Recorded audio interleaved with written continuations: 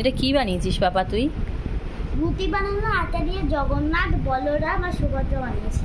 দেখি একটু, দেখি। বাহ, দেখি একটু ভালো করে দেখা, দেখতে পেলাম না তো। দাঁড়া। কোনটা কে একটু বল।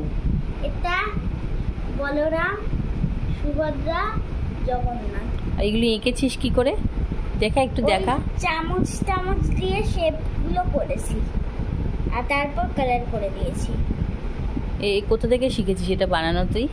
আমি কোথা থেকেও শিখিনি। তাহলে একাই বসে বানালি? হ্যাঁ। তো ভালো লাগে এইসব বানাতে? হ্যাঁ। আর পড়াশোনাটা কে করবে? আমি যদি এসব বানিয়ে ড্রয়িং শিখতে পারি, বড় হয়ে টিচার হয়ে ড্রয়িং করব। ড্রয়িং করবি? পড়াশোনা না করে ড্রয়িং করলে হবে শুধু? টিচার যদি হয় স্কুল থেকে তো মাইনে দেবে। ও আচ্ছা, তার জন্য তো পড়াশোনা করতে হবে তো। কিন্তু ড্রয়িং করেই তো হচ্ছে স্কুলের টিচার হয়ে যাবে।